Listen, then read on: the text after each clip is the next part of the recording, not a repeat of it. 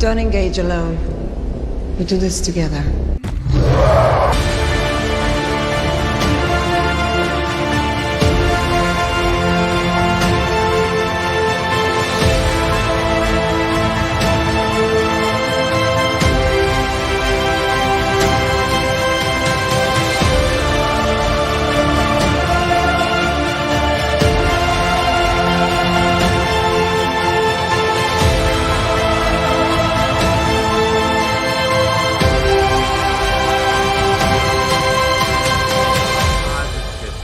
Yeah, we got it. We got it. 52 books. Somebody clip this one.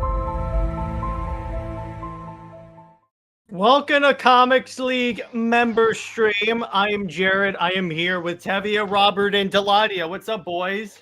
What's up? Not too much at all. Right. So I got something to update you guys with. So I was on my phone one day. I pulled up the app store and I found this AI chat app where you can make characters. Oh boy! So you guys know what I did. I made Wonder Woman. Of course you did. Now the funny part about this, with Superman. But here's the creepy part about this. This AI learns. Jahi, if you want to join, I'll send you a link. But anyway, it learns. Like it legit. It references DC comic stuff. Oh yeah. It got even worse. Tavia, I made Emma Frost and put her with Superman. It references X-Men stuff. What? I wanted to really test this thing. Good Lord, is that scary? Very scary. Bad idea. Do you check any with Super Chandelier with AI or no? You can, but I would recommend doing the adult John version, obviously. But still, let me put it this way: can you? Yes, you can. It'll let you make whatever character you want. You just have to play with the dials a little bit and pick like character traits that are pretty much Diana. And the funny thing is, based on like the text response you put in, eventually it figures out, okay, Wonder Woman and Emma Frost, she references the X-Men. So I'm like, what the? I said she was a club owner, and then they go, oh yeah, Hellfire Club. Wait, so basically what you're saying is the amalgam comic. Except that I'm not merging two characters together. I'm just merging universe. Like Superman is an X-Men in this universe that I made. In which case, all the X-Men villains are kind of screwed because he's freaking Superman. Yeah, so in other words, it's the Superman versus the Hulk universe. Kind of, exactly. Yeah. It's that concept. Because what I wanted to do, I wanted to stretch this thing and see how. Now it's not perfect because there are some times when the AI will forget what I put earlier. But the thing about it, it is really cool seeing it all of a sudden start like actually referencing DC. Like in my Wonder Woman one, it references Steve dying, which I'm like, yes. And obviously, of course. And Robert, this is a big middle finger to you, brother. I made my AI hate Lois Lane. No, I think I know what you did. You know I had to do that. It's for the sake of the channel. But you'll be happy. What I did is for my Wonder Woman one, I had her where she is visited by the goddess Aphrodite, and Aphrodite tells her, in order for me to bless your marriage to Superman, you have to forgive Lois. And she does. Because I realized Diana was not one to hold a grudge at all. So I'm like, I'm trying to make her act as in character as possible. It's actually really easy. That's the scary part. Hey, what's up, Mr. Sergeant? I thought my assumption was you could say like new fade. My friend, you are playing with fire. Hey, don't knock it till you try it, a-hole. It's awesome. Jahi, my guy. This could go wrong, man. That's what you mean. I'll make another character. Jahi, I gotta send you. Hey, everybody this way. For all you know, they could go evil. Someone could go evil and then kill everyone. No, for all I know, DC is going to start using this to write actual stories. Well, they use AI art for solicitation. We're not that far off. Well, we all know that one variant cover artist who clearly used AI. That one is just like, what the fuck? Yeah, that was I'm like, you didn't check the bottom ass that had an extra hump. But anyway, But I would say that other artist, the guy who did who's worked on other books in the past, I think he was just toying with it. You know, I forget what his name was. He's the one who did the one with that Joker image. Yeah, I know what you're talking about. It's from Batman issue with it. Yeah. So for those of you that have been members for a while, by the way, if you want to join this panel, you can click on the join button over here. We have some fun. So I normally do. And end of the month is kind of a new thing I'm doing. I do a live stream where I show off the comics that I have read. I think my total in July was like 34 books. So yeah, not bad. Show it off. So unfortunately, I don't have my books with me, but I do know what I went over. I'm at my parents' house. So first, I got a really cool little collector's item. I got this 80 Years of Wonder Woman book, which has all of her early stuff in it. I have been trying to find this book forever. I got it used. It came actually pristine. I had to get it used because the book is over $70 on Amazon new. What?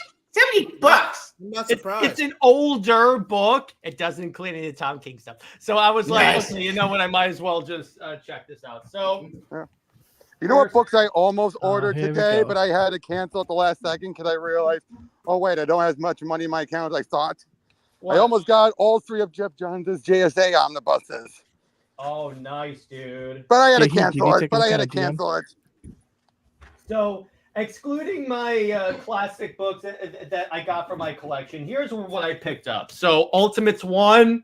Oh, that's cool. Freaking love it. I love Ultimate. It's such a great book. Ultimates. This week. It was awesome. Hey, Sam. This book I tried out of morbid curiosity. Not really my favorite, but it wasn't bad. Power Girl. Let me cook. Wait. The tie-in to House of Brainiac wasn't bad. It wasn't bad. It just wasn't my favorite. What you want to say, JD? No. It's a decent start, but it completely fell out. I don't think Power Girl had a decent run or story arc since she had a child in 0 Hour. Like that is the last time I can think of where Power Girl had a decent. One at a time, guys. One at a time. Power Girl specifically, not an ensemble, not the JSA. I know. Strictly Power Girl. Next. I was going to say, what about Palmiotti and Connor? I'll give you that one. That was a decent miniseries. I'll give you that one. Well, I gotta ask a question. Yeah, go ahead. Why is she in a jacket and not in a? I don't know. Remember in the beginning. Remember in the beginning of Dawn of Jesus. Not only that, they changed her costume, Teladia, because everyone in the super family was getting matching jackets. It's like they all worked for Image Studios. But had that. But then they also changed her name to Paige because Karen was too close to Cara, and I'm like, that's stupid. No, anyway, I think that I heard from internal it's because they didn't want to have her associated with Karens anymore. That's dumb. That's stupid. Yes. He was a Karen before the Karen. I mean, seriously, if anything, that matches. That's perfect. Yeah, I know. It's what the writer wanted. So anyway. Why? Batman, Gotham by Gaslight, the Kryptonian Age. Has potential. I'm torn on that one. I'm torn on that series personally. It was fine. I'm not a fan of them adding too many super elements to that universe. And I'm sorry, the Wonder Woman that they have in there is not connected. It's basically just disregarding what Morrison set up. Of course. Wait, what did Morrison set up? I'm confused. That Amazonia was merged with Gotham by Gaslight. When was Amazonia with Gotham by Gaslight? I need some context. When did that happen? Oh no. All I said was Morrison combined the two because they were both Victorian era and everything. But now in the recent issues of Kryptonian Age, nope, they're clearly going with something completely original. Oh, Next, right. the Energon universe. Good freaking lord, has this been like a worthy investment, if I may say I did so. not love that expect book. one That to book be is as good as awesome. it is. Not gonna lie. What does it say? That Transformers is pretty much dominating the sales charts. It's amazing one of the best. I think it's because they've had so much long period at IDW of sucking. That's true. So this next one is just I got this just for the variant cover, but I figure it's a cool thing. Power Girl 1, but with the Archer I love that shiny cover. Obviously. No one's gonna blame me on that. I had to. It's I love that Archer. cover. It's amazing. It's Archer. But Next. All right. Hey, Teladia, this one's for you. Yeah. Suicide Squad Kill Arkham Asylum number 5. This I guy, like- you know, I'm going to say this. I liked how each character got their own issue that basically explained their backstory and like what they're doing in this universe. I like that. The problem is, I mean, I will say about this, it kind of also shows what was happening when the Justice League was in Brainiac's ship. So it's like, okay, so this was all being set up. And then they say, oh, look, the League's coming back. Oh, no, they're killing everybody. Yep, they'll bring Jared. say what you will about Although the game. although in the recent DLC season stuff, they did reveal. Don't spoil it for Jared Don't yet. spoil it. because- No, I saw the video. I know. And I called it. Well, Yep, everyone called it. you're right. That knew it They're called all it. clones. It's Ja- a cop Ja- now. I mean, that's obvious. obviously Oh, it's a wait, cop-out. Jay Heat, you're telling me that bringing back characters after you immediately killed them is a cop-out? Don't tell Dan Jurgens. No, not Jared. Brendan did too. Brendan did Well, with I know he did too. I know he Jared, did I've too. got to ask a question to you. Yeah. right? What level you at on Suicide Squad? I haven't gotten a chance to play that much Suicide Squad. I gotta be honest. I have a day job, a-hole. I I'm at will level say this. 30. I Yeah, go will ahead. say this. Go ahead, Say what Jay. you will about the game going under from a commercial standpoint. But why are we getting admittedly gender bent Mr. Freeze when Hey. Killer Frost Oh, I was right hate there? that. Not only that, No. though, why is it a half-ass? A half. You know what I mean? I Gender get what you're bent, saying. I get what where you're they saying. where it's half, and where you have Freeze is gender bent, but Nora isn't.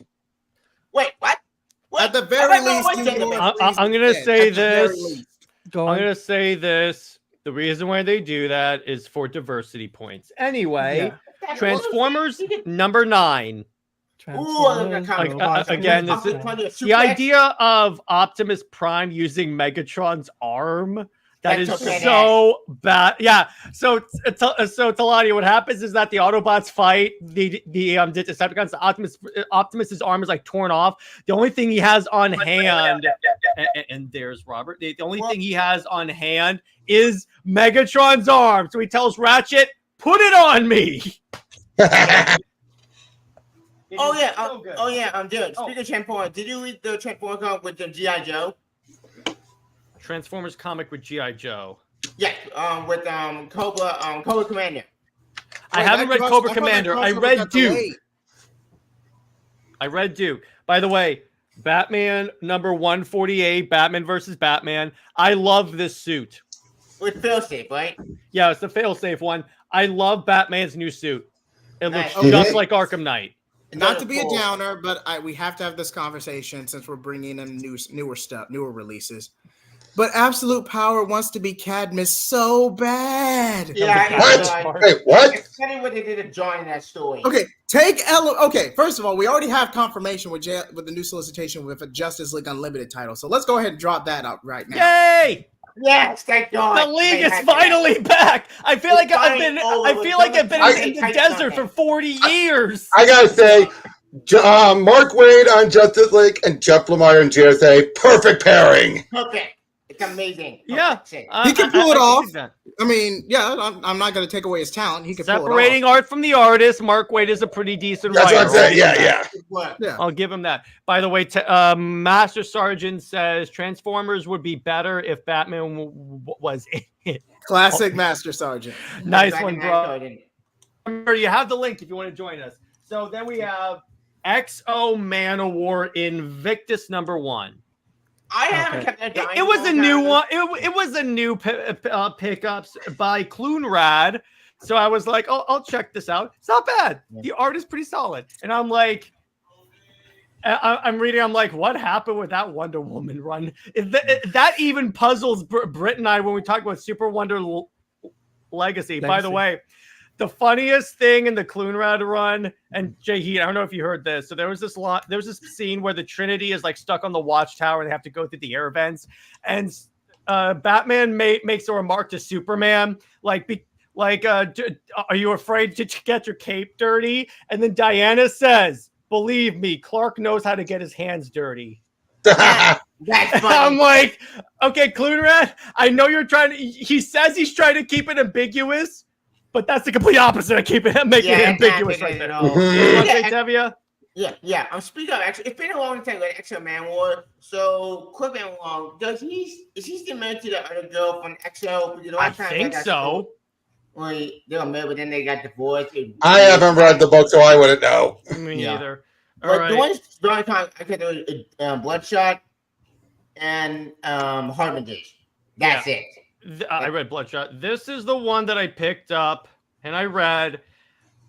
I liked some of it, but overall it was meh. And you'll see it in my review when I send up the notes. Jackpot Black Cat #1. Oh dear God! Why? I was curious. Okay, it's single issues. I was curious. Curiosity should not be a reason, dude. Seriously? I like Felicia Hardy. Leave me alone. So do I. But even that wasn't worthy enough for me. In my defense, this is the second time I bought a book without knowing it was bad. The first time being Amazon's Attack. That is true. Yeah. I have that on my shelf. Again, you mean the original, right? The first one. The first one. Bees, my God. I didn't know it was bad. And then when I read it, know it was bad. How could you not? Go to the episode of Super Wonder Legacy where Britt and Jin and I talk about the Amazons. I got to explain to the first time to Britt Amazon's Attack, and she legit 8 times during that discussion she goes, "No, that's not what the plot is. That can't be what the plot is." I'm like, "Yep, pretty much. Everything that people assume about the Amazons happened in that book. I know. I mean, see, here's the thing. As much as I have issues with the Tom King run, at least he referenced that as like a motivation, as one of the motivations for the whole Amazon thing. And I'm like, that's actually a legitimate reason why like this type of law would it's like basically, which I always looked at it that way. Like basically, Tom King and the government are like, well, you remember you did this before, right? How do we know you're not starting it up again? Well, you can't argue it. All right. Yeah, but here's the thing, though. That evidence that only had against Cersei. That was her fault. But still, according to the general public, that was the Amazons. The next book. This is my favorite Dawn of DC series of all time. Frickin' Green Lantern. Yep. This is okay. This is freaking incredible. What I love about this run is that you can read the Jeff Johns run, skip the Grant Morrison run for obvious reasons, and then just go to this, and it flows together really well. To be fair, the Morrison run is bridged by the the other one, Jeffrey Thorne run. It is bridged by that. I'm sorry, Robert, but I tend to discount. I tend to discount a run where Green Lantern punches God in the face. Yeah, that's Grant. That wasn't. That was Grant Morrison, dude. No. That literally in the story was not God. Literally in the story was not God. The Jeffrey Thorne one made no sense. It would cross the app. All right. Batman and Robin 10. It's fine. Batman and Robin, it has potential. You can tell that was the book that was hurt by Williamson's burnout. Yeah. I mean, especially Shush. Shush had potential, and it's just like, where'd they go with? Yeah, I was like, what the hell is this? By the way, so Avengers. Blood Hunt. I'm kind of bored by Blood Hunt, honestly. Blood Hunt served no purpose at the end. Here's my problem with this also. In addition to just being bored by freaking vampires, I'm just bored with the New York City gets invaded by an army of monsters. And I'm like, I'd say, what just happened, a-holes? Can I say this? Can say what you will about Absolute Power. At least it had build-up that you were following over the past couple of years. Barely! Yeah. I know. I mean, Marvel has not had a build-up one since Secret Empire. And speaking of Blood Hunt, I'll give you that. That pissed me off. Like, what? All right. Why am I putting up villain? That's dumb. And I had a feeling that they were originally going to have Blade be killed off and replaced with his daughter. Why do I feel that was the original plan? Yeah. That was the plan. All right. So let's rip the Band-Aid off. Oh God. Oh yeah. Wonder Woman. Wait, that's a good issue. I think issue good with Wonder Girl. Yep. This is issue 10. I read this. So here's the thing. Please tell me you didn't buy one. Please tell me. I resubscribed to Wonder Woman. I brought this up last stream. Jay Heat, I brought this up last stream. The reason is Sam Pear's art. And the fact that Wonder Woman, see, the thing is, at the very least, I may not like a lot of Tom King's writing, but he is a big name writer. So at the very least, they put a big name writer on their big female character. And also, let's be honest, he's at least bringing some characters who haven't been used in quite a while. Yes. And that's the other thing I like about it. He references so much stuff from past Wonder Woman runs that I appreciate that. Grail. Yep. But Jared, even as a Wonder Woman fan, you have to acknowledge this. The story is terrible. It's not terrible. There are parts. Wait. There are parts of it I like. Like, again, like I said before, I get the idea that, like, the Amazons are being hunted by the government. My problem is that he tries to set it's like, particularly now, because I was pretty much on board until she got captured. Here's why. Because then we endure 2 issues of dream sequences. She breaks the lasso of lies.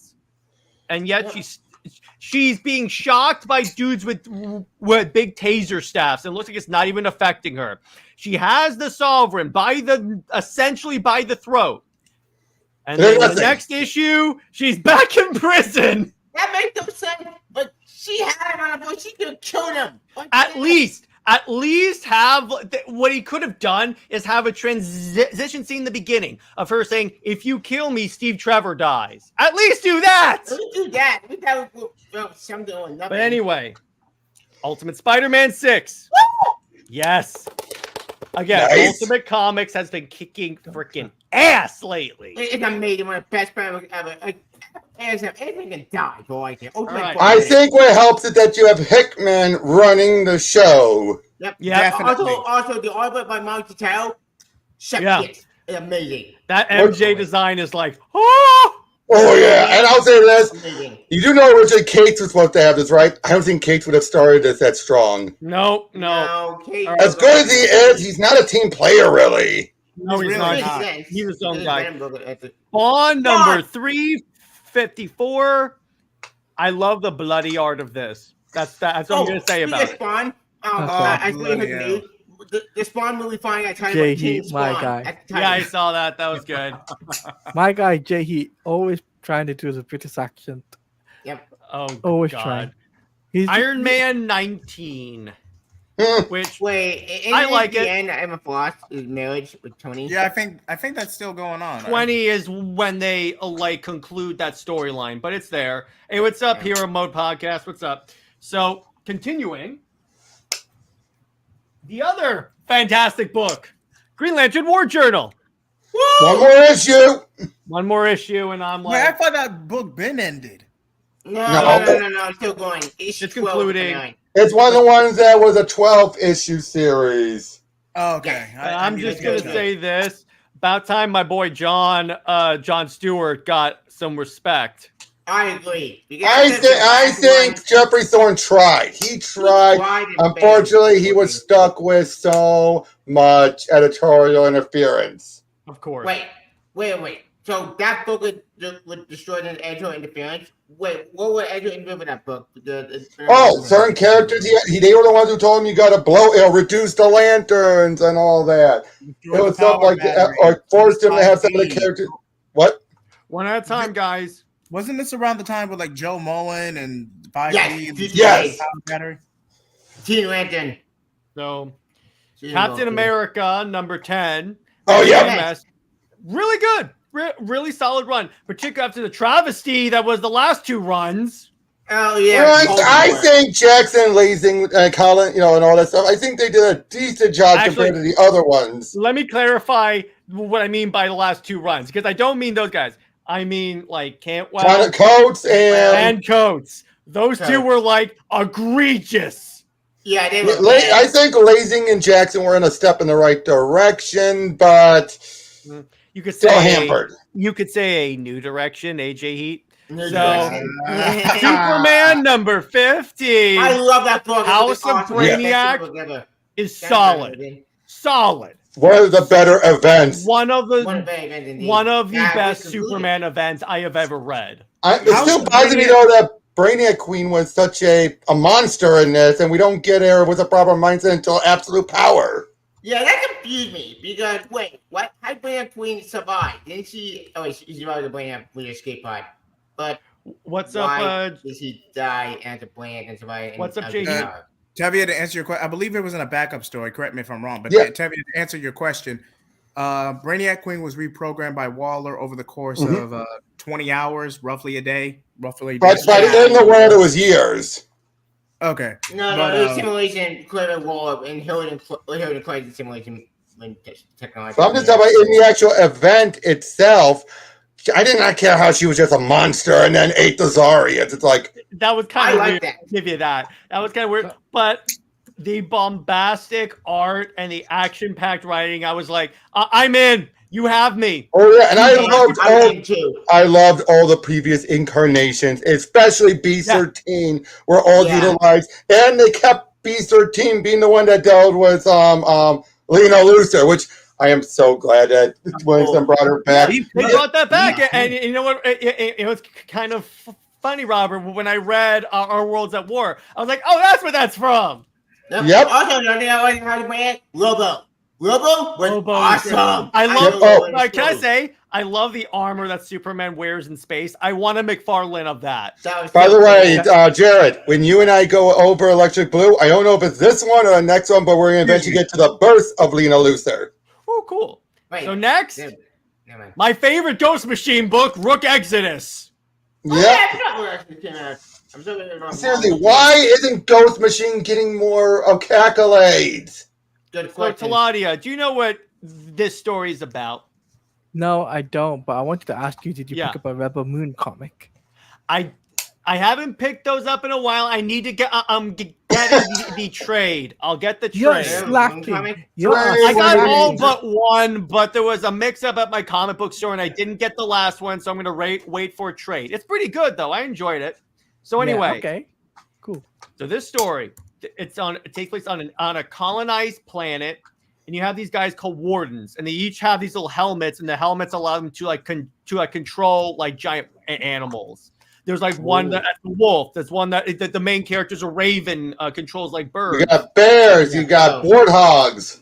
You got snakes. As a matter of fact, too. There's they expand it in this issue, but it's so.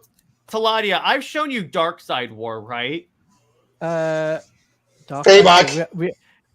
haven't done Dark Side War. No, I thought we referenced it. I thought we referenced it at one point on a comic. The point is, one of the artists that would draw Justice League with Jeff Johns and Teladia, we will get to his issues eventually, drew this. In fact, this is Jeff Johns writing. Jeff Johns is writing all 3 of the books that are out. I have a feeling, though, they are going to pause all of them at issue 6, and then they can start up the other series. Yeah. So, Batman 149, the conclusion. And I like how this was like, give him back his money. But what did you think about how they stopped Failsafe? What did you think of that? Or in the Batman, I'm sorry, Zur-En-Arrh. was very anticlimactic. I kind of liked it. I kind of liked it that Zur-En-Arrh was so arrogant he forgot what the rules were for failsafe. I liked that. But here's the problem. He's supposed to be a Batman without Bruce Wayne that has all this tactical knowledge. But he would never think Batman would have gone as far as he did, but he also would have considered there'd be a little bit of Lazarus left. Also, speaking of failsafe, the Batman gets being anti-man, but the thing that annoyed me about the ending, like, what? This is a failsafe dies? I feel No, he didn't die. Did he die? No, he did. He would have had to die for failsafe to activate. And they made it very clear that the Lazarus would only work if it was given immediately. True, Jane Todd. So, Red Coat number 3. Yep. Probably the weakest of the 3 books, but it's still good. It's not as good as the others, but I enjoy it a lot. Yeah. It's the character. It's Red Coat. It's the main guy himself. It's like Jeff Johns wanted to write Constantine. It feels like kind of. That's what it is. So King Spawn number 35. Speaking of the movie, King Spawn is dope. I love. So the ones that are on my list are this, Spawn, and Scorched. All of them I love. Yeah, what's up, Tevia? Spawn. Did you read the spin-off book with Cyan? I did not. I read it. This is not interesting. Not interesting. Spawn is. Speaking of other badass books, G.I. Joe, Real American Hero by Larry Hama, 307. I like how instead of canceling this book and focusing on the Energon book, they have both going at the same time because they recognize that this book has a fan base and the other one has a fan base. So let's keep both going. And Larry Hama is a fantastic writer with this because the thing he does right in this, which it's no surprise, but still, it reads like a war movie. Nice. It reads 100% like a war movie. Go, Joe. Yeah, exactly. You've got to get tough. Yo, Joe. Ram v. Detective. This is a weird book. Yeah. I'm going to read it all after it's done. I have been holding off until I could read it from beginning to end. Although now he's writing the New Gods. With that can go one way or the other. That can go one way or the other. I will say that the New Gods kind of fit the type of storytelling he does well in terms of weird stuff. But I know that. But there's 2 things he does. He's either pretentious, which is what his Detective Comics run is, or imaginative, like his Swamp Things. Detective Comics are so boring. Nobody's having it. It is really boring. So Batman the Brave and the Bold, number 14. This one has more Batman stories in it, but at the very least, even though it's not all Batman stories in a book called Batman, the Brave and the Bold, they're good stories, so I don't really mind. It's way better than the other book, Urban Legends. Urban Legends. Yeah. So, and we got a Jeremy Adams story coming up soon. Ooh.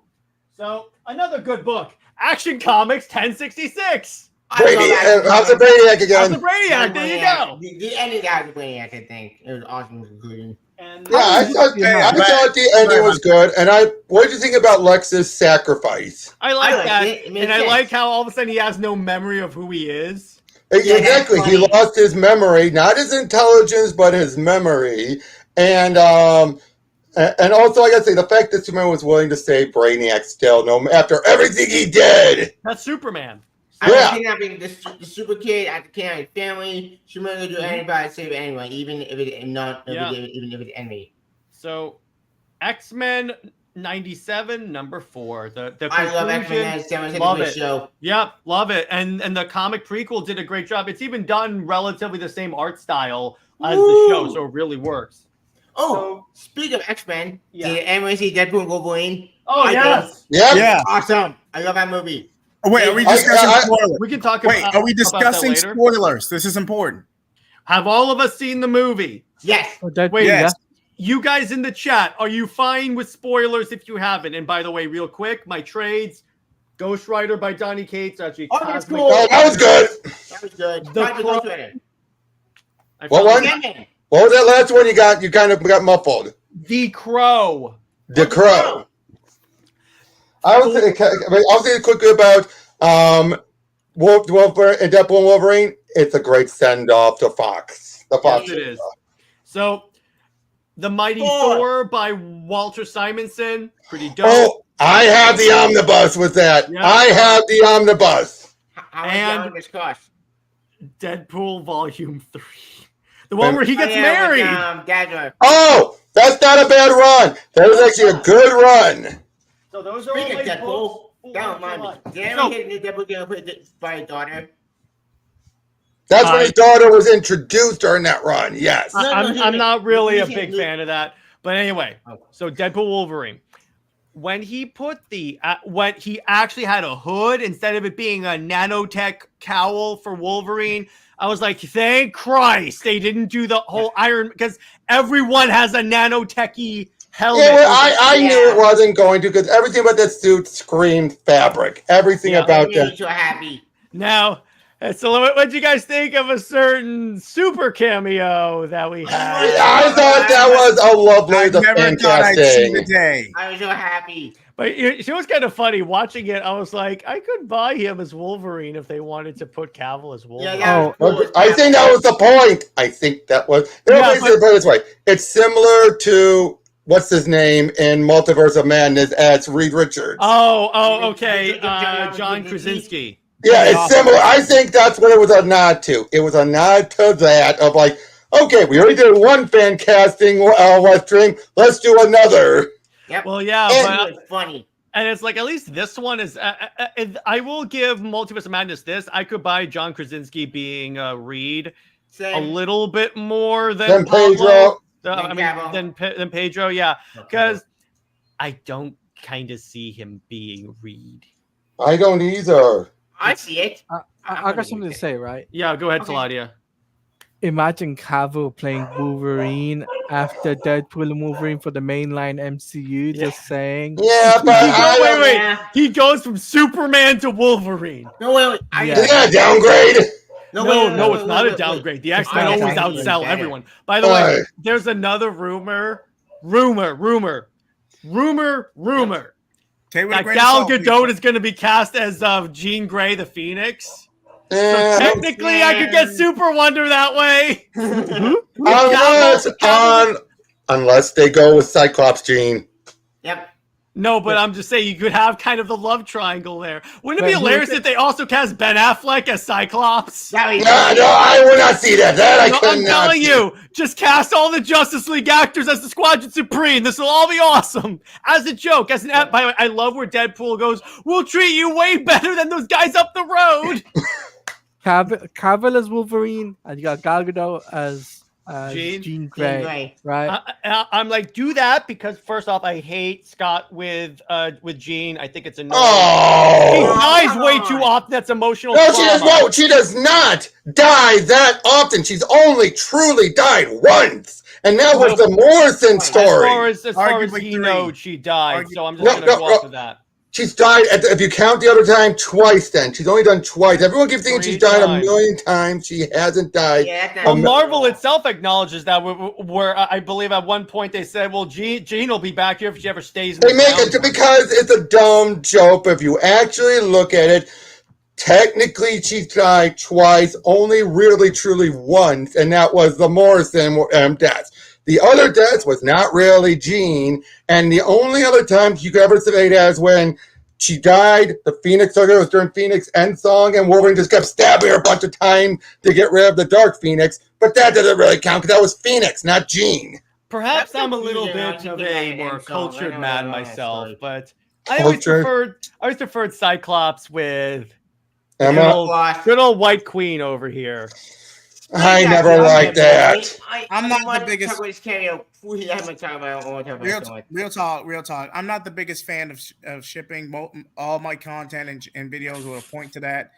But if you're really gonna, from a basic storytelling aspect, if I had to compare the two, Emma is slightly less toxic than Jean Grey. From a personality standpoint. How? Jay, I love you, brother. You know what, Jay, you're moving up. You're moving up. Wait. How is she less toxic? Let me explain myself. Because if we're factoring if we're factoring both Phoenix and Jean Grey simultaneously, and yes, I am including X-Men 97, but yeah, there is a bit of dual personality, Dr. Jekyll, Mr. Hyde type thing. But Emma is blatantly honest, controlling. You know what you're getting with Emma Frost. But wait, but again, everything throughout Dark Phoenix Saga was never Jean. That's the point. No, but you know that's like a part of her personality. No, it's not. No. Snap. All right, let Robert cook. Let Robert cook. It's not. That's not how it works at all. That's what everyone keeps assuming. That's what other adaptations have done. But in the actual comic, the Phoenix has always been a separate entity, and Jean has always just been Jean. Always. And so I'm gonna say this, right? Iron Prod, too soon for that comment. Too soon. Oh no! Well played, sir. Well played. But that's my point, though. If you're going by other adaptation, I keep saying that's a part of her personality, then yes. But in the actual comics, Phoenix was never part of Jean's personality ever. It's always been a separate entity that has sometimes favored her, but really has not been a part of her that often, really. Speak of Deadpool. Okay, just personally, I prefer the stories of Scott with Emma. That's my personal opinion. Wait. You do know the most prominent is the Joss Whedon one, though. Yeah, I'll admit. Wait. I'll admit when Satan writes good stuff. I said it. Doesn't mean you have to show that clip. No, why'd you say that name? Oh, God, no! Robert! Robert, you a-hole! No! Why did you say that name? Oh, wait. Thank you, Ben. Joss Whedon. He fills out his clothes like lentils fill out a sandwich bag. There you go. Do you want to say Teladia? I was gonna say, I agree with you. Cyclops with Emma makes more sense than we got the Cyclops and Emma row up here. What is with your taste in shippings? Yes. Well, mine actually sells comics, as in the case of Superman and Wonder Woman. So there you go. One book. Wait. Okay. What I do want to say? We're going down this rabbit hole. One at a time, guys. One at a time. I'll take over. No. J-Heat. Tavia was speaking first. Go ahead, Tavia. Yeah. Speaking of Emma Frost, the one story I didn't like is, with Deborah Rex, where, spoilers, Psycho died that storyline. And guess what happened? No one dies in No, hear me. To make it worse, Emma Frost went, no, I must keep Psycho alive through memories. I'm going to make them human and the X-Men fight each other for Psycho because I love him so much. Yeah, I hate that. Now, I will admit, did writers severely use Emma to make Scott into a villain? Yeah, It was stupid as hell because you know what? Based upon the arc that they put her through, like going through like a redemption arc, it doesn't work. So you know what? I was like, that's why my reading of Scott and Emma starts when it was first introduced in the Morrison run, and then strictly ends probably around the time All New, All Different starts. Yeah. Can I tell you why I never liked it? Go ahead. Go ahead, Robert. Simple. They were kissing right on top of Jean's grave. I forgot that happened. I'm sorry. That's a bad start. That's a bad start. Technically, also they had sex in mentally. Wow. That's the other thing. It turned Cyclops into a cheating jerk. It did all that stuff with him that just made him look worse. And I'm sorry, that was helping. That was one of the beginnings of the buildup of him actually becoming what he became after AVX. I am sorry, you cannot change my mind. Him being with Emma was the start of the downfall of Scott that led to eventually X-Men 97 being like, wait, you mean Scott was always awesome? Yes, he was. Yeah, People forget. I'll give you that. That's fine, but did it 10 times better after with Van Prior. Yes. Yeah. I liked how they kept her costume hot, but they did like change it a little bit, but they kept the overall look. Hey, wait, remember we were talking about Deadpool and Wolverine? Yeah. Back to Deadpool Wolverine. Okay, I will say this. My favorite part of the movie is the opening scene when he's dancing to Bye Bye Bye. Yes! And he's like murdering guys. He's like, bye, bye, bye. Oh, God. That brought back memories. That brought back memories. God, we are old. The other scene is where he goes, he grabs the camera and goes, suck it, Fox. I'm going to Disneyland.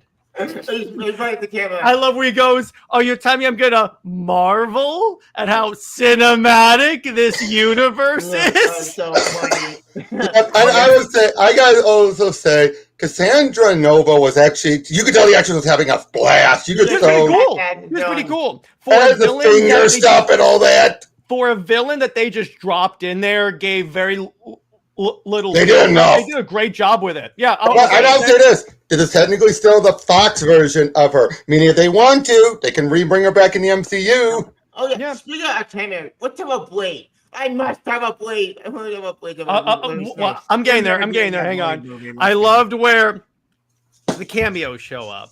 Yep. First, you get a sigh, and I'm like, oh, wow, it is Elektra. Yep. Cool. Jennifer Gardner's Elektra, which I like. Then Blade comes out. Yeah, exactly. Then Blade.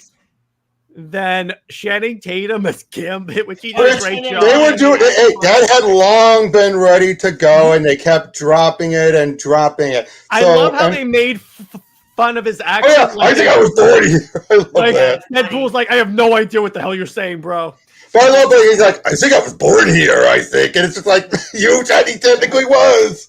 And then I love where Blade goes, it's only one blade, and there'll only ever be one blade. And I'm like, when Deadpool looks at the camera. He doesn't say a word. He doesn't say a word. Look at the camera. And what's kind of funny? This line is even funnier in the world that we're currently in, where they're struggling to get a Blade movie out. Yep. I think that was also the point. I think that was also. But also, again, just so much about this movie was so. Wolverine variants we saw, like the Age of Eclipse. Yep, the short one. The short one. Old man Logan. Yeah, we also saw Hulk. We saw Hulk in the back. Where's the claw reflection? Claw cover. Cool. What's the story of him like that? That was an issue. That's when Jubilee was one of her first introductions. When she's like, when he's like that, and it's a famous cover. Yeah, I was wondering where, because I've seen the image obviously, but I'm like, where the hell is that from? That happened in the story. That did happen in the story, and then Chuck Austin reprised it later on.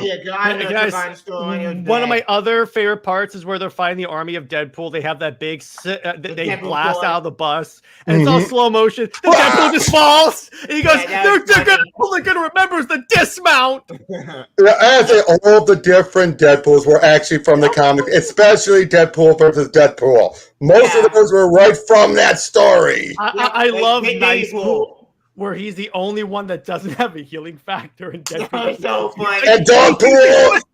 Dogpool. All right. My favorite ever. I do think they went a little overboard with him at the end. I do think they went a little. But I'm like, come on.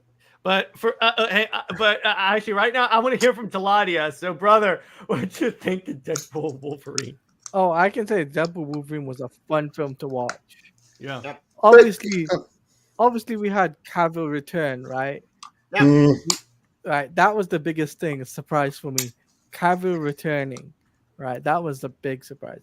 That got spoiled for me, so I avoid spoiled to play no one. Not me. Speaking of cameos, X-23 Lord. Oh yeah, she was great. Wait, it was literally the Logan one. It was the Logan character. Yeah. I thought you did a great job. Oh, you did. I would say though. One at a time though. Sorry. Teladia was talking. Sorry, go ahead. I haven't finished my review. Sorry. I was gonna say that also in the movie, what I felt was that you got loads of bunch of cameos. I wasn't expecting, what's his name, Captain America. Chris Evans as Johnny. Chris Evans as Johnny. I love he's gonna say it. Avengers of Flavor. He goes, what? The only thing I call BS on is Pyro pulling the fire out. He can do that technically to this type of Johnny. Because this Johnny never got that far with developing his powers. Nope. Oh, what did you think about the post-credit scene That was so funny. I think that was a jab at language. Yeah. Oh yeah, that totally was. How about you, Jay? I forgot to mention. As for me, this movie. Okay. Wait. Teladia wasn't finished. He said apparently there was a Stan Lee cameo that no one saw. Oh yeah, I saw a cameo. Yeah. Where is that? I don't know. It's a blink and you miss it moment. It's one of the flashes. Of images.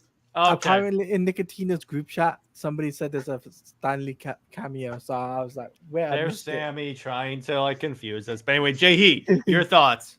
Okay, say what you will about the whole Warner Brothers, DCU, Snyder. Say what you will about all that. But the Foxverse got a way better send off with this film than we could have gotten with Flash or Aquaman 2 Lost Kingdom. Yep. Let's at least give it that. Yeah, I will acknowledge that, but let's be fun. And so this was created well after Fox had been dropped off. Okay, so those other two were addended into being send off, not made from the get go into send offs. Can we at least acknowledge that? There's a big difference between the two. There is. It's just. Well, I put it this way: they could have done a project as a send off. But anyway, they could have. Yes. Now, with that being said, man, this movie. Oh my Lord. Man, I felt like man, I'm so old. I felt like right back in the 90s with this. You're movie. not. Don't worry, Jay Heat. You're not as old as Nick. You're good. Yeah. You're not as old as Nick. Wait. How old is Nick? He's. I think he's 35. The oldest of all of us. Like 30 something. I'm 39. I'm 30. Well, gonna be 40 soon. We're talking about the comic league group. Oh, we got a contender for oldest friend. No, but we're talking about our friend Nick, who's a co-host of ours. Phoenix Press. Yeah. Phoenix Press. Right. Anyway, go on. But as I was not expecting this movie. Now, granted, it is a Deadpool movie, so forgive me. But I was expecting the meta-ness of it, but the gratuity could have been lower, just a little bit. It's an R-rated movie. Talking about it's a Deadpool movie. That's all that. This isn't the watered down PG-13. This is actually hard R. Thank God. Very hard R. It's been $1 billion. $1 billion. I loved the joke of they can talk and make fun of drugs. You just can't do drugs. I also love where Deadpool goes, stop with the multiverse. It was a good idea, but you just screwed it up. I still say this. It's not the multiverse itself. It's the butchered handling of using it to make gender-bent progressive versions and lazily, handle things. Yep. Yeah, I will say the other thing the other thing I noticed when I was watching it, the shot of Deadpool and Wolverine on the street, and there's like a store behind them. Liefeld shoes. Liefeld feet. Shoes. So for those of you that don't know, he's bad at feet. Liefeld is the co-creator of Deadpool, but he can't draw feet. They made a joke about this in 2 with Domino when they go, it sounds like it would be an out-of-work comic book artist who can't draw feet. Yeah, that's so funny. But we got the Wolverine costume, so yes, a full costume, and we even had his sleeves ripped off by the end. Yes, I was like, I was so happy when he put the cowl on and the sleeves were off. I'm like, okay, we finally got it, boys. Can I tell you my favorite? Can I tell you the joke that got me cracking up the most? Was right at the end when you have Paradox talking about they were great heroes, and then Deadpool shows up and he's like, F. No, he's like, he has risen. Like, I'm not going to say the word, but the fact that I know what you're saying. That was so. But that cracked me up because it's just like he has risen. I love where they're like holding the 2 poles, and Wolverine's shirt has exploded off, and Deadpool just looks over. Yep.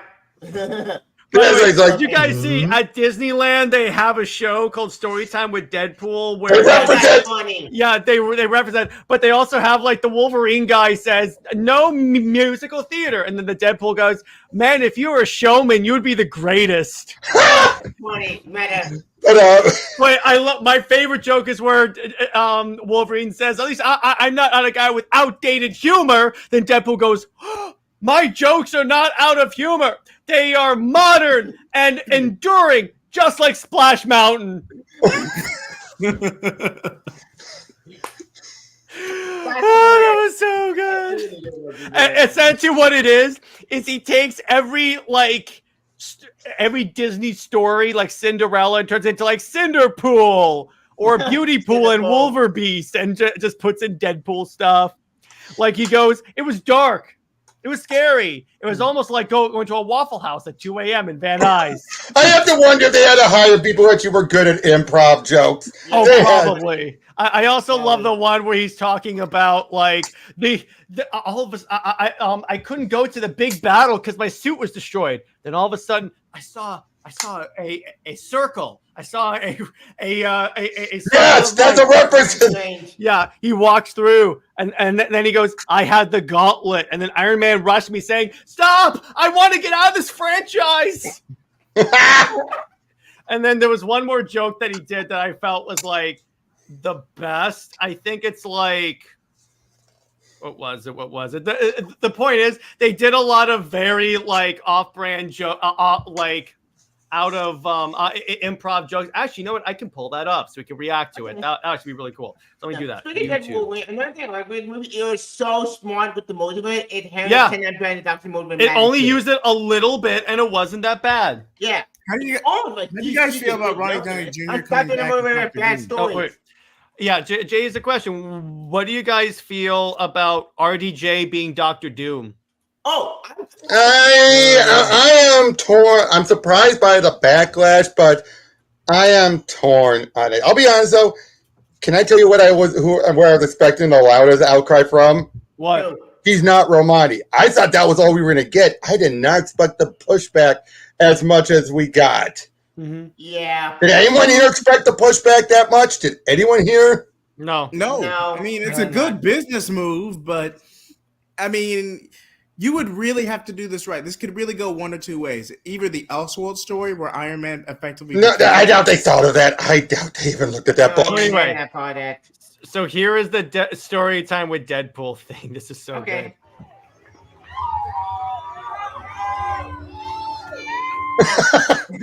Is this a regular thing to do? I think so. Oh, that's cool.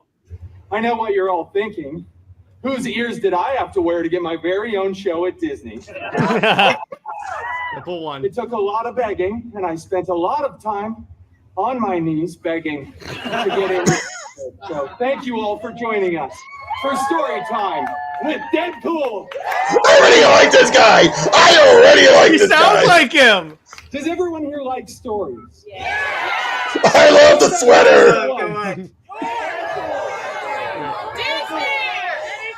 Hold on. Did someone say Freddy Krueger? I'm not doing that here. I'm going to do my own show. None of you had any good suggestions. This one right here, my story. It's full of action, romance, and it's guaranteed to be in strong consideration for awards at the end of the calendar year. This story is the Disney approved Beauty Pool. And the Wolverbeast. Oh, that's funny. Secret there for you. I love you too. Again, they got us someone who's clearly good at improv. He's got the glasses on. Oh, the glasses, that's so funny. Wait, do you look at fingers? He only has a mask on. I can tell. You know, it just doesn't feel right when I do it by myself. I think we should all do it together. Everybody on 3. 1, 2, 3. Once upon a time. That was surprisingly together for how many of you there are. Well done. Once upon a time, I was walking along, captivated by my favorite book, the autobiography of Ryan Reynolds. When suddenly I saw my father's horse, Philippe, returning. Philippe? Philippe. Do it with me. Do it. Make some noise. There we go. This is interactive. It's in my contract. My father's horse, Philippe, was back alone. My father, no longer in the saddle. Apparently, I was the only one surprised by that. Okay, I like this. I love this guy. There are a couple of them. It's really good. What I did was I looked at Philippe. I jumped into his face and I said, Philippe, where is Papa? Is he in some sort of trouble? I asked the horse this like he was some sort of television horse that could understand English and respond. But he wasn't. He's a horse. Yeah. So he just whinnied. And I'm not really brushed up on my horse, so I mounted Philippe and said, away to Papa, quickly! And away we galloped.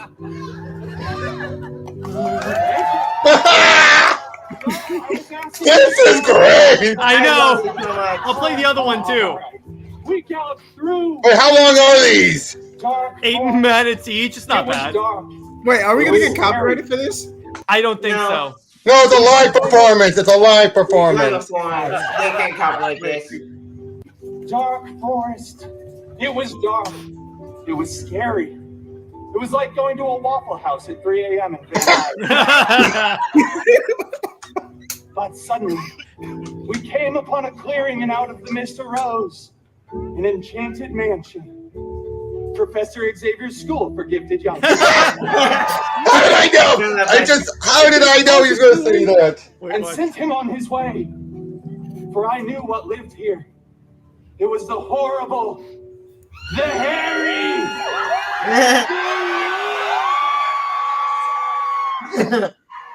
There he is.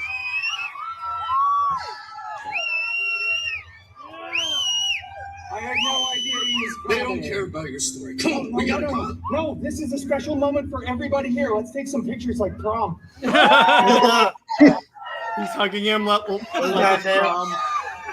on, we gotta go. No time. No, this isn't for me, Wolvie. This is for the kids. Yeah. And all of the adults streaming this to their social media. I'm doing this for you, kid. Wow, that kid's lucky. Where did we leave off? I'm not wearing the glasses. Get off. That wasn't my idea. Okay. So, Belle. Beauty pool. I'm not saying beauty pool. I scribbled it right there. You can see it. Beauty pool. Does a little B&E and meets a bunch of weirdos who are B&E. furniture and dishes. And cutlery. It's important to have a dance number at the end. Then a real hero shows up. I'm sorry, this is just cracking me up. It's so funny here. Boy makes a mess of things as usual. That it's up to Wolverine to save the day. Blah blah blah. I slice up some bad guys while Beauty Queen stands in the corner making a bunch of stupid jokes with outdated cultural references. Wait. My jokes are not outdated. They are hilarious and modern and unending, just like Splash Mountain. They just look at the audience. Too soon. Plus, this whole thing, you're not even putting any effort into it. You need to mention Mrs. Potts and her little boy Chip, Lumiere, and of course, Chef Boosh. That's a really deep cut for all you Magic Key pass holders out there. It's the stove. Oh! Come on, with you, I expected a few bars of tale as old as time. I said no musical theater. No musical theater? It's a pity. If you were a showman, you would be the greatest. I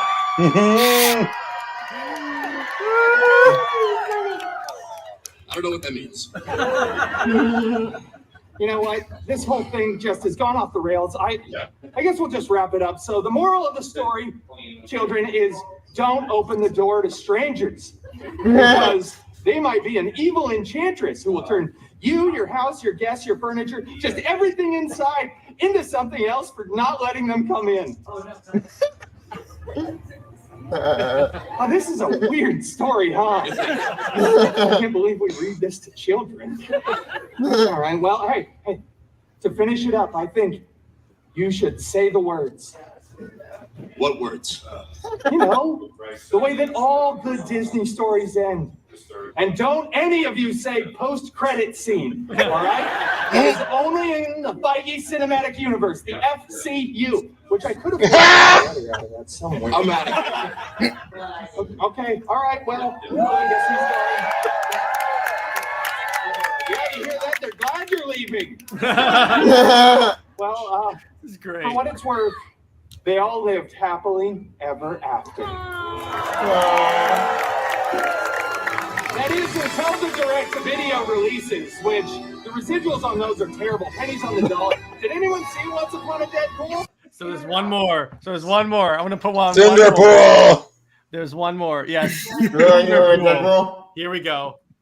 I'm not gonna be able to keep. Aren't these so good?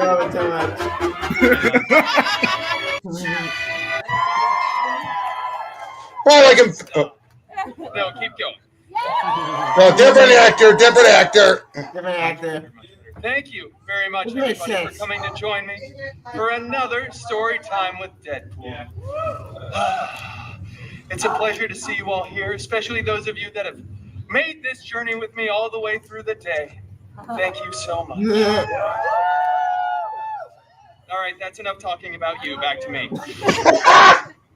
We're going to do a story that is a beloved bedtime favorite and always makes a lot of money. Ooh. This story is Cinderpool. A little louder applause would be nice. There it is. Thank you. I know it's late in the day, but come on, people. Once upon a time. All right, we all know the drill. Everybody together on 3. 1, 2, 3. Once upon a time. That was not very good. We're not going to do that again. Upon a time, once, Cinderpool lived in an enchanted mansion with her step professors and her step mutants. The biggest step mutant, Colossus, was always very bossy and giving silly instructions like, make sure you put your name on your leftovers and close the windows when the AC's on, and for the love of Feige, would you stop Donald ducking around the whole mansion? Wear some pants! No, checking the old guy, get the weapons. The other step mutant, Negasonic Teenage Warhead, which is such a cool name, isn't it? So good. She was always texting and rolling her eyes. She's so Gen Z. Gen Z. Both of these step mutants were very jealous of Cinderpool because Cinderpool had a much larger fan base. One day, an expendable non-unit extra came running in front of the mansion screaming it was going to be King Thanos throwing the biggest battle of Phase 3, the last good phase. Cinderpool desperately wanted to go to the big battle, but Colossus said, "No, it is too dangerous, and you are not a good part of the team." Colossus then ripped apart Cinderpool's favorite costume, and Negasonic blasted it with her mind powers. It was so cool. Wait, let's hear my powers. So Gen Z. It's a joke. So on fleek, no cap sigma. Cinderpool was distraught, and he was very exposed as he ran out onto the mansion grounds, stumbling for dramatic effect. But then he looked up, and he saw something forming. It was a beautiful, golden sparkle circle. And out of that sparkle circle stepped Cinderpool's very hairy god mutant. Out of that circle stepped Cinderpool's very... Okay, all right, hi. Wolverine!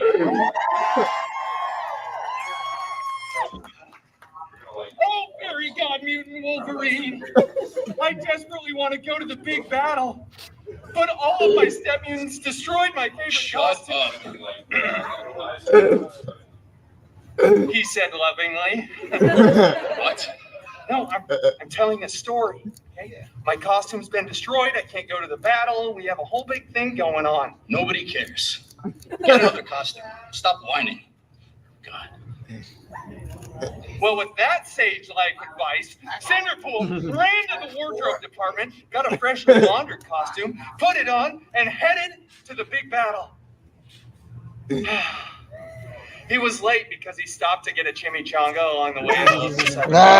Chimichanga. But 7-Elevens don't sell chimichangas anymore, so we had to go to 3 other gas stations just to... Anyway, when we arrived, the Avengers were winning.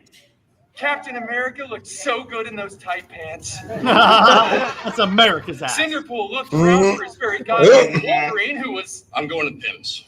He's going.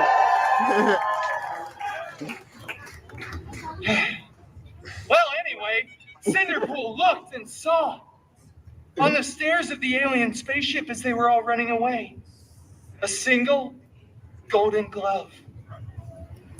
Good job. Cinderpool picked that glove up and said, I wonder if this fits, and put it on. After a bunch of buzzing, whirring, and clicking, it was a perfect fit. Tony Stark looked over and started screaming, no! Take that glove off! Okay. And then all the other Avengers started running over. Tony Stark keeps yelling, I don't want to be in this franchise anymore! Let me do it! Stop! Do not snap! So Cinderpool did snap.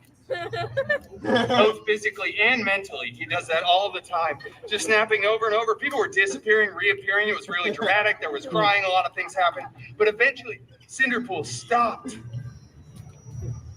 And everybody was back. Except for those people that always show you all the pictures of their dogs. You don't like any of those people just walking around with their phone. But Cinderpool was the hero. At that point, all the Avengers tackled Cinderpool to the ground, ripped the glove off of him, blah, blah, blah. When the whole film went to theaters later, they replaced Cinderpool's face with Tony Stark's. He gets to be the big hero, and then it goes on to become the most profitable film in the Feige Cinematic Universe, the FCU. We could afford to cut a letter out of that, probably.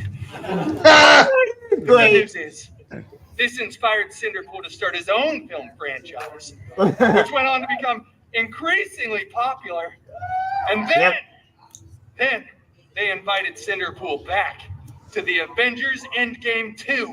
Electric Boogaloo. Electric Boogaloo. That is the end game. See what I did there? It's a playoff. Thank you so much for joining me today for the very last story of the day. So until I see you all in an hour at my... Uh-oh, did I give something away? Thank you for joining me for Story Time with Deadpool. All right, so there's that. I love it those so are much, great, so right? This is so funny. Hey, quick question. Quick question I want to ask, because I got to get head off in a few moments, actually. Okay. But question. It's a bit off topic, but go ahead. You guys know about Death Battle, right? Yeah. You aware of their Kickstarter? I didn't hear about that. Did you see how much they smashed it? How much? Really? Take a look.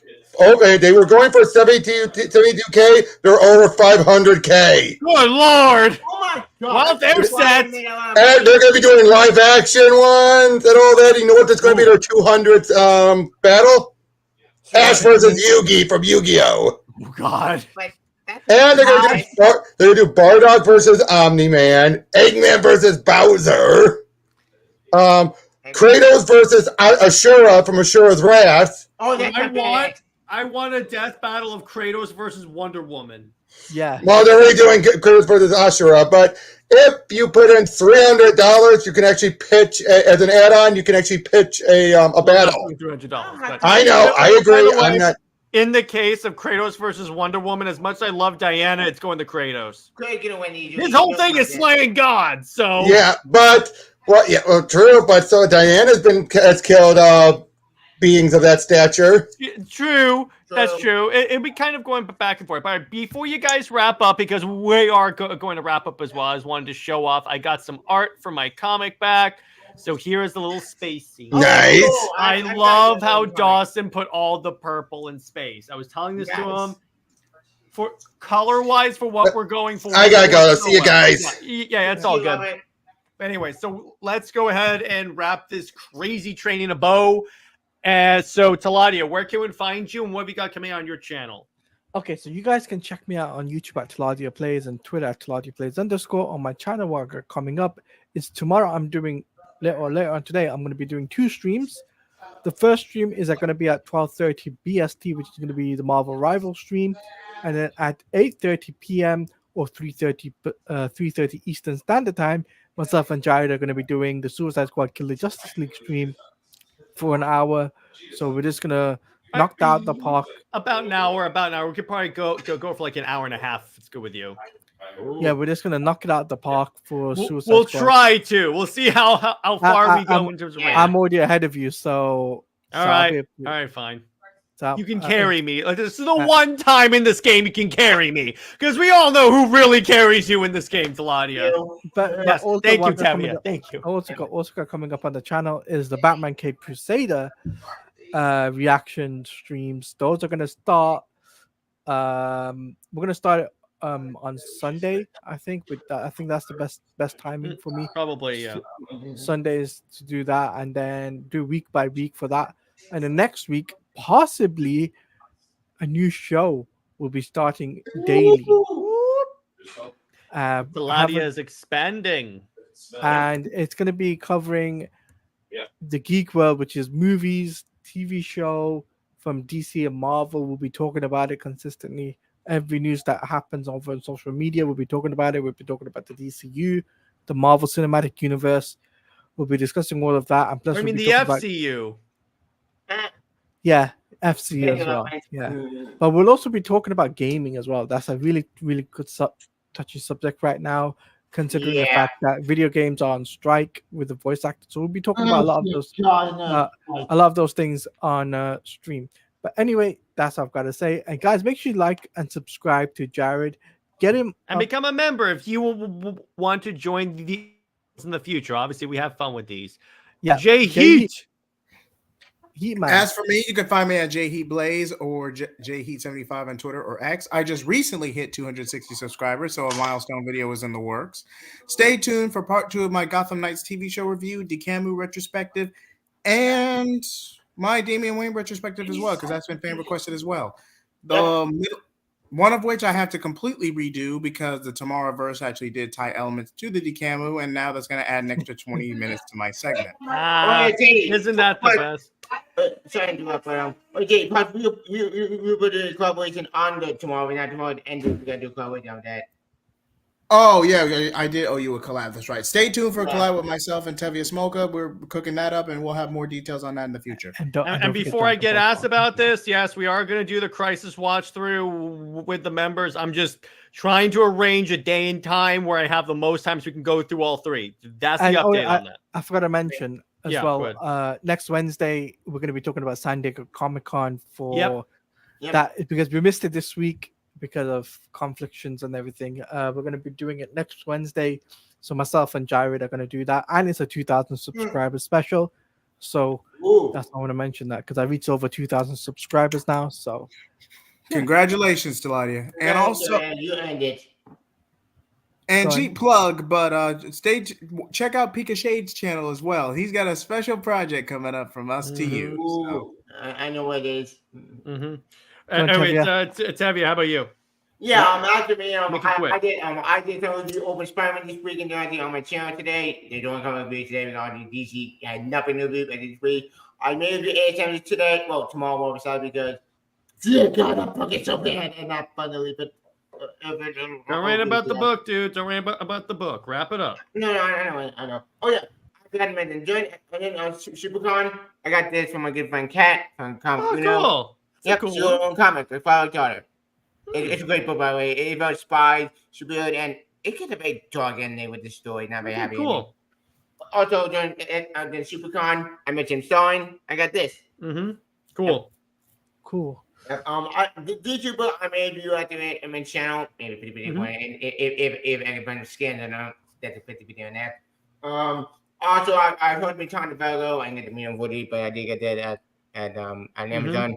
So I heard me talking about and get you Woody. But after I was coming to my channel, I think that's about it. Oh yeah, tomorrow ASM, and I think that's all I got to love on my channel. I'll probably put it in for you. As I'll probably be jumping to Level Moon. I'll do that thing. As for Comics League, so on Saturday night, Britt and I are going live to discuss for episode 52 of the podcast. So we're going to be doing full-on deep dive on our favorite new 52 comic book series, Superman, Wonder Woman, Grant Morrison, Superman, tons of other really great books. And I get to explain a lot to Britt because she's only really read Superman, Wonder Woman. So I get to like turn her on to really great series. And nice. I just released today my spoiler Deadpool Wolverine review.